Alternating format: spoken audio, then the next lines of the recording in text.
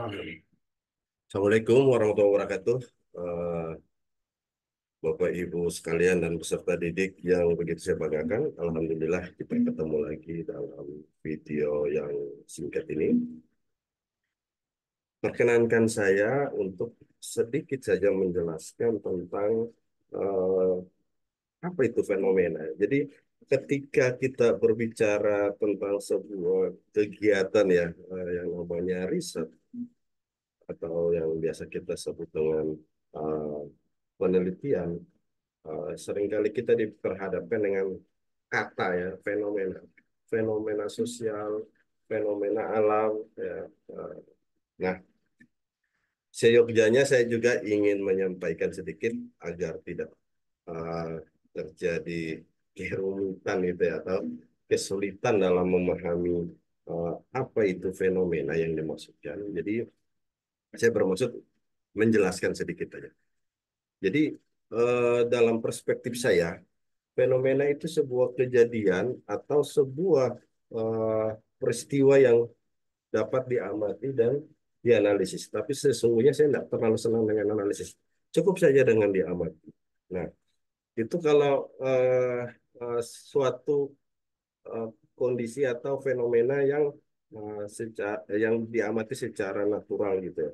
Nah, apapun itu, sebuah kejadian atau peristiwa yang dapat kita amati, yang tidak bisa kita amati, itu kita tidak bisa menyampaikan sebagai sebuah fenomena. Selanjutnya, eh, tentu memiliki sifat ya, ya sifat alamiah, misalnya seperti apa pelangi, ya, itu kan fenomena alam. Terus petir, guntur itu fenomena alam. Begitu juga sosial, misalnya kerusuhan atau ada eh, tindakan kekerasan dan lain-lain. Eh, Seperti juga dalam psikologis. Nah, mudah-mudahan itu sebuah gambaran awal buat Bapak Ibu sekalian tentang apa itu fenomena. Kalau kita rujuk lebih jauh tentang eh, apa itu fenomena, fenomena sendiri ini dari painomen ya. Painomen itu bahasa Yunani. Mohon maaf kalau penyebutan saya ada yang kurang lengkap atau itu kurang sempurna. Jadi painomenon yang dimaksud dalam bahasa Yunani itu berarti sesuatu yang tampak atau yang terlihat.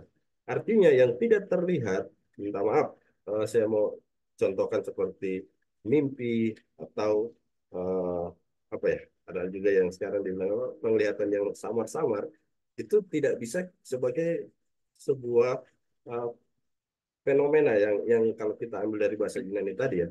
Nah, jadi kita harus bisa melihat ya kejadian atau peristiwa tersebut yang nanti pada akhirnya nanti dianalisis kalau ini memang fenomena dalam kaitannya dengan sebuah riset atau sebuah tindakan penelitian maka dia akan dianalisis dalam sains ya.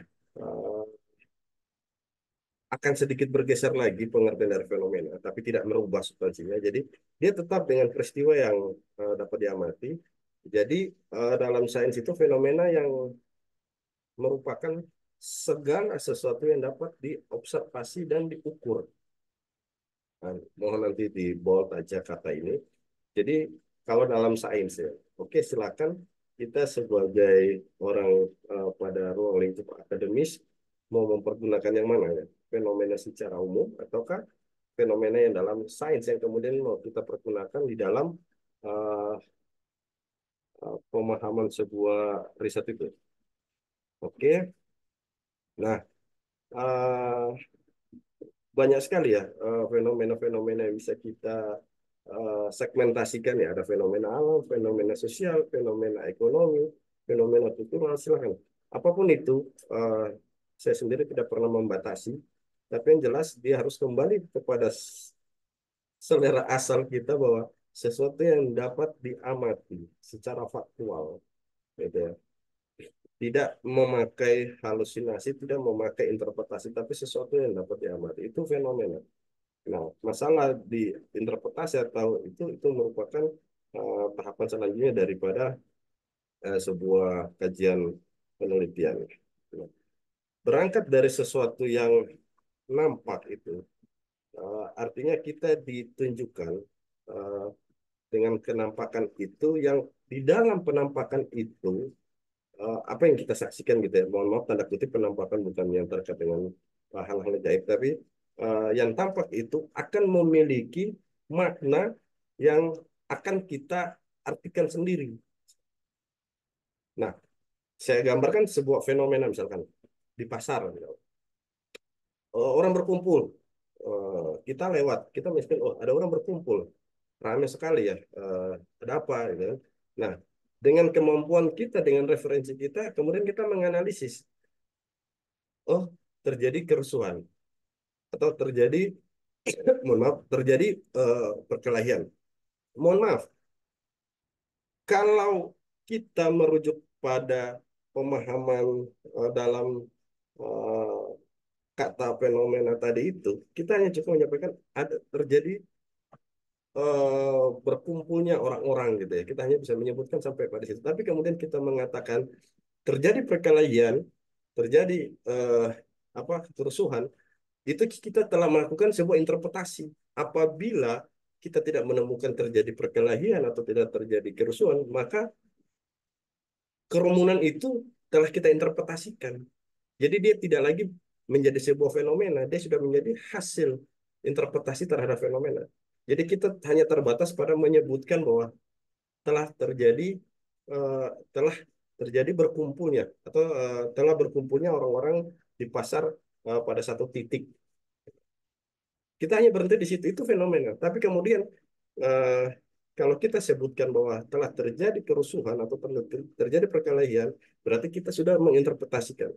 Tanda kutip, apabila kita bisa menyaksikan atau fenomena yang tampak itu terjadi perkelahian, berarti itu fenomena. Tapi kalau misalnya tidak terjadi perkelahian atau tidak kita temukan sesuatu yang nampak itu perkelahian, maka kita telah melakukan interpretasi terhadap fenomena atau kita telah mengukur ya dalam dalam sebuah riset seperti itu. Saya tarik lagi ke belakang uh, untuk menambah pemahaman kita.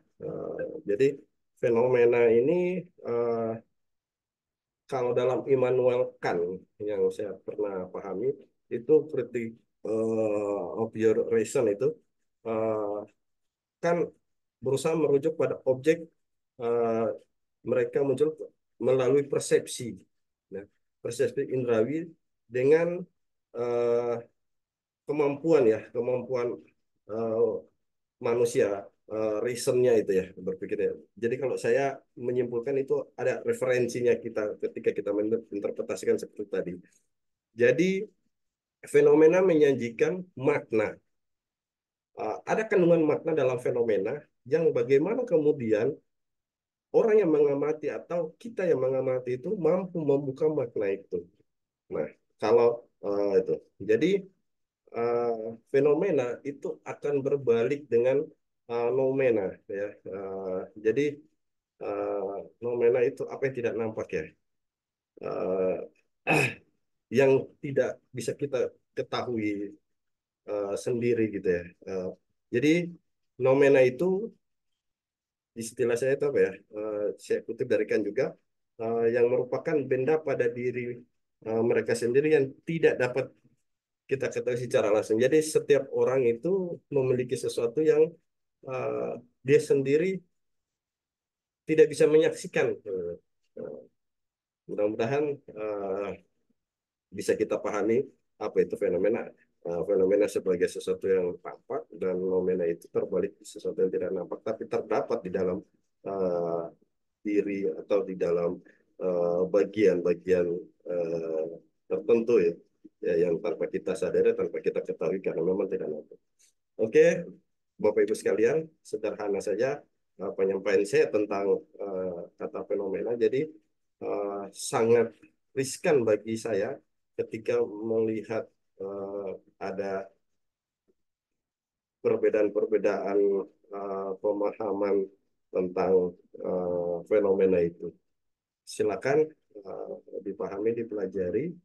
Kurang lebih saya mohon maaf apabila ada kekurangan dari penjelasan saya yang singkat tentang fenomena ini. Semoga bermanfaat. Sekian dan terima kasih. Assalamualaikum warahmatullahi wabarakatuh.